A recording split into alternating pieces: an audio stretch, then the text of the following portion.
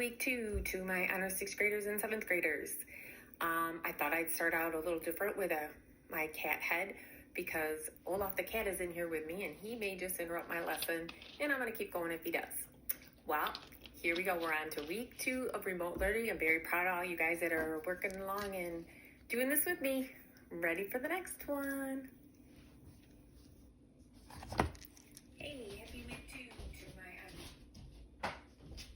Okay, just being goofy. I am back. So hopefully, I haven't got a whole lot of emails from you guys lately. So hopefully everything's working out and we're getting along all right with all the lessons, okay? Let's start on this one. This is comparing relationships with tables. So we're doing proportional relationships with tables, okay? So this first part says, and again, I'm on, I don't know what page I'm on, but it's lesson 7. I don't know what page that is. It says a lemon recipe calls for the juice of 5 lemons, 2 cups of water, and 2 tablespoons of honey. Okay. Invent 4 new versions of the recipe. So if it's going to taste the same, that means I have to have the same proportions. So what that means is if I multiply everything here by 2, I got to multiply everything here by 2. I got to multiply everything by 2. So let's just say that I'm going to make twice as much. I'm going to times it by 2. That means I'd have 10 lemons. I would have 4 cups of water because I multiply it by 2. Okay.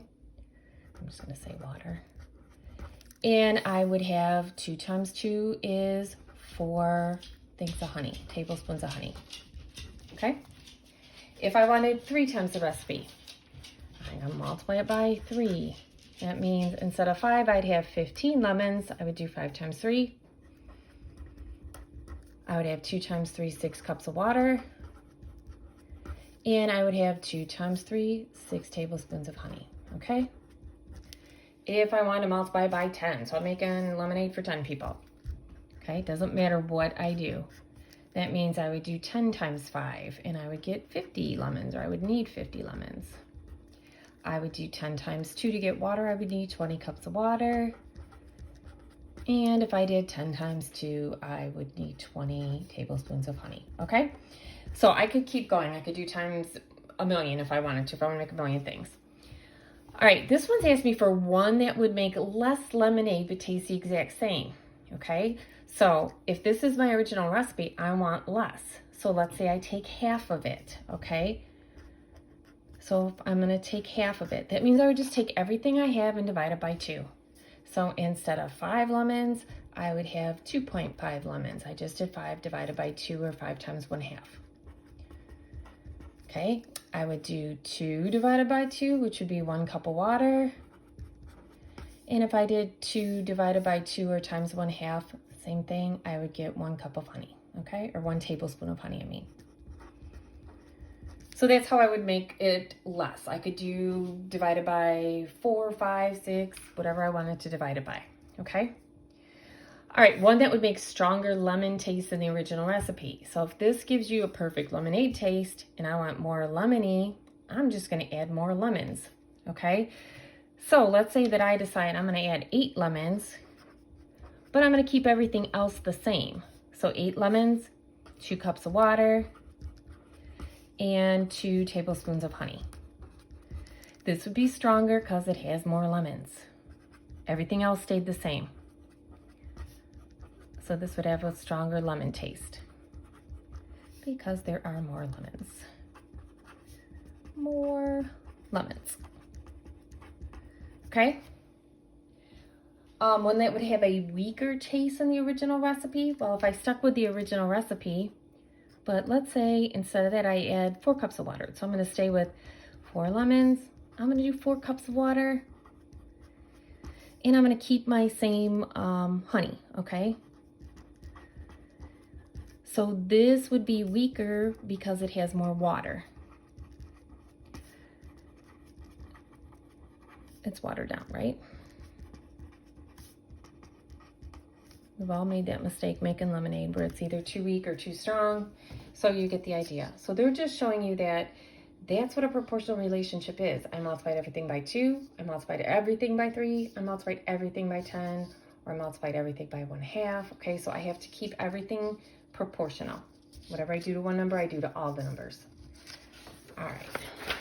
So this second one, activity in here, it's asking you now, it's saying, okay, I'm going to go to a state park. It's $6 per vehicle plus $2 for every person that goes in. Okay. So no matter what, it's going to cost me $6. Okay. So that's going to be, it doesn't matter how many people can fit in your vehicle. Okay. I'm not sure what vehicle we have that fits 10, but you never know. Okay. So either way, it's $6. Cost you that much to get the car in. But it's $2 per person. So if I have 2 people, I would do 2 times 2. If I had 4 people, I would do the $2 times the 4 people. If I have 10 people, I would do the $2 times 10 people. Okay, and then I would figure that out. How much would it cost me? So I got to do my order of operations. 2 times 2 is 4. 4 plus 6, it would cost me $10 to get 2 people into that park. 2 times 4 is 8. 8 plus 6 is 14. It would cost me $14 to get 4 people in.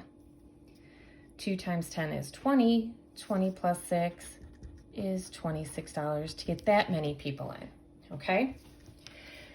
It says, so I could figure out however many people I want in here. I could plug in that to times 2 plus 6.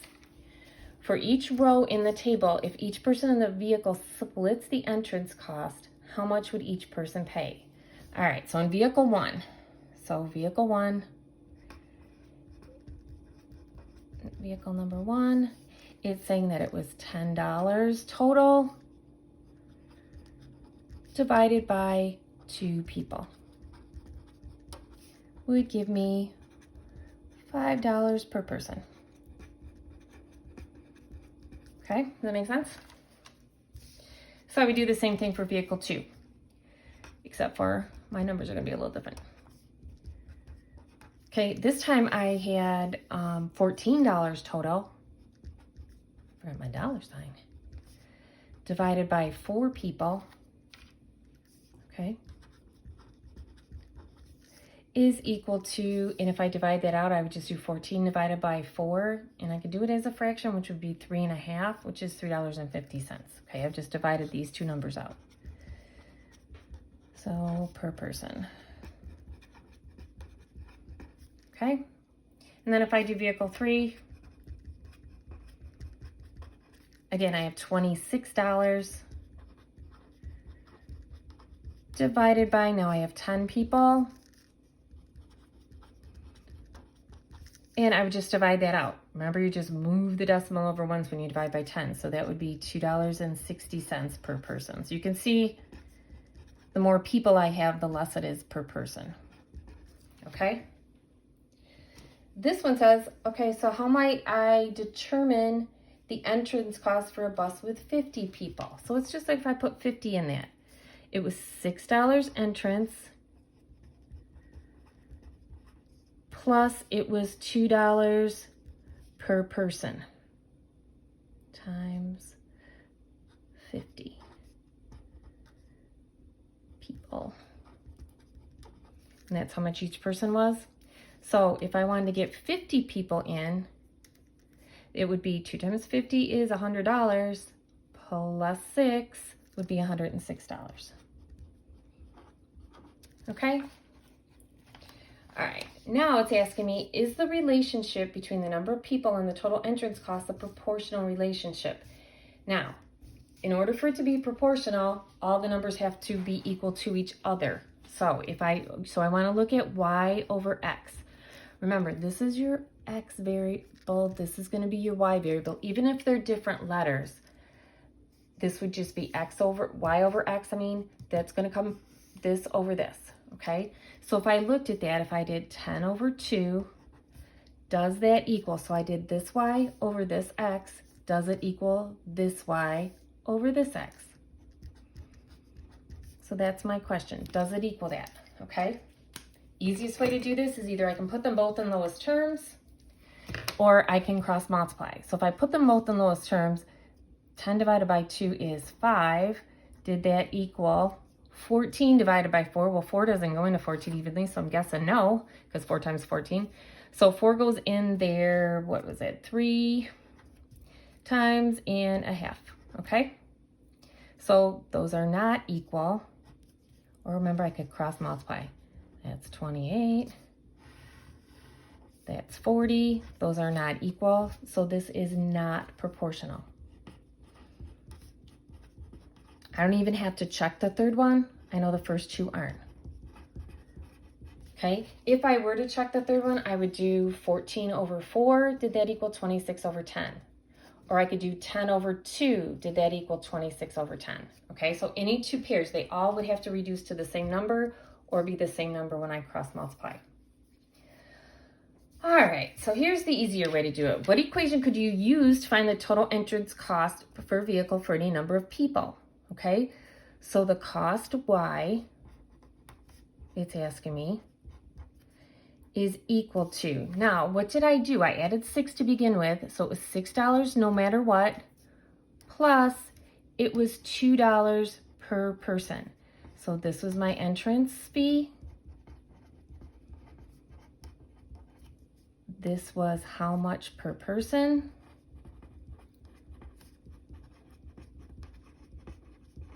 And that X would be how many people, the number of people. So if I went to my table, the way that I wrote it out, I literally could just put in X for this 2, this 4, or this 10, and I have my equation. 6 plus 2X, okay, equals Y. All right, so you could write an equation from any table as long as it follows an equation, but okay. And I can also check to see if it's proportional. All right, on to number 3. Oh, lucky for you, that's the last one. All right, oh, that didn't sound good. That was my book, my iPad. All right, so this is asking me kind of the same thing. It is saying, Han and Claire were running laps around the track. The coach recorded their times at the end of 2, 4, 6, and 8 laps. Okay, so what I want to know is how many minutes per lap was it? This is going to be minutes per lap. Okay, that's what it's asking me, minutes per lap, which means my minutes were my Y over my X, okay? That was minutes, that was laps, and that's what it's asking me for, minutes per lap. That means minutes divided by lap. That's literally what that means. So on this first one, I would do 4 divided by 2, my Y divided by X gives me 2 minutes per lap, okay? I would do Y divided by X, this would be 9 divided by 4, which gives me, if I divide that out, it's 2.25 minutes, or 2 1/4 minutes per lap. Okay, this one I would do Y divided by X, and that gives me 2.5 minutes per lap. And then the last one, again, it'd be Y over X, 23 divided by 8. When I divide that out, which I already did for you, I would just do 23 divided by 8 on calculator. It's 2.875 minutes per lap. Okay, so if I figure out that one, I can do the exact same thing for Claire. The only thing that's going to be different with Claire is that her numbers are a little different. The minutes are the same, her Y's are different. I'm not going to write the whole thing out. So I would do Y divided by X, which is 2.5 minutes per lap. Okay. I would do Y divided by X, or 10 divided by 4, which is 2.5 minutes per lap. She's pretty consistent. If I did 15, Y divided by 6, the X. Remember, this is X, this is Y. I'm going to get 2.5 minutes per lap. I'm guessing you're going to know what this is. If I do 20 divided by 8, I'm going to get 2.5 minutes per lap. Okay? So, looking at the table, hers are all the same, which should mean it's proportional. His are not all the same. Those are your Y's over X's, which means it's not proportional, okay? And I'm pretty sure that's what the questions are going to ask me. Is Han running at a constant pace? In other words, did he run the same amount of time every minute? No, he didn't. He ran 2 minutes for this first 2 minutes, he ran 2.25. He slowed down as he went, like most people would when they're running, probably. So no, Han did not. Okay, because his minutes per lap are different. Let me get a comma there. Minutes per lap were not consistent, or were different. Not the same. Okay. Oh, I did Han, Claire, and purple. I was supposed to do Han and green. Oh well. Claire. These are exactly the same. So yes, she was consistent. Okay. She did 2.5 minutes per lap. In other words, she has a constant of proportionality. That's what this is, y over x. So she had minutes per lap consistently.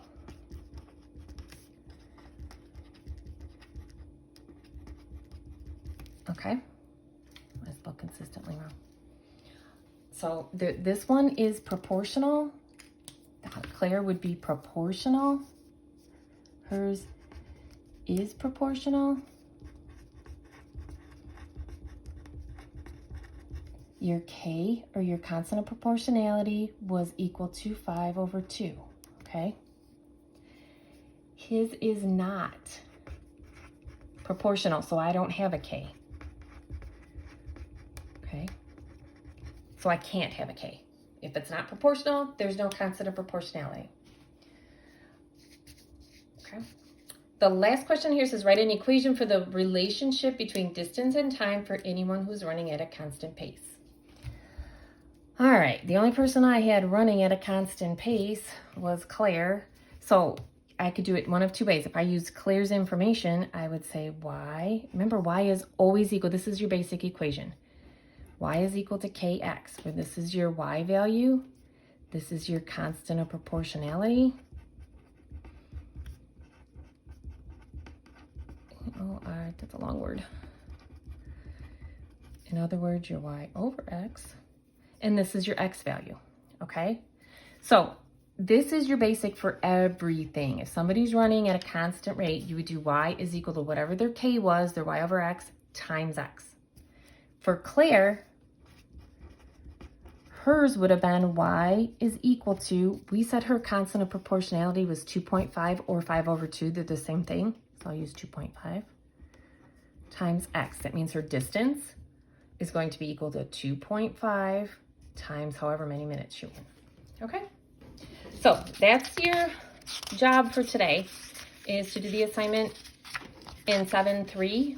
I think I linked them a little bit easier for you, so you can just click on the link on both the Khan Academies and the LearnZillion, because there's so many problems with people getting to it. So I sort of figured out a way to get to the Khan Academy and the LearnZillion with just a link. So on the remote learning page, it'll be just on a link for you. So you just click on it and you're good to go.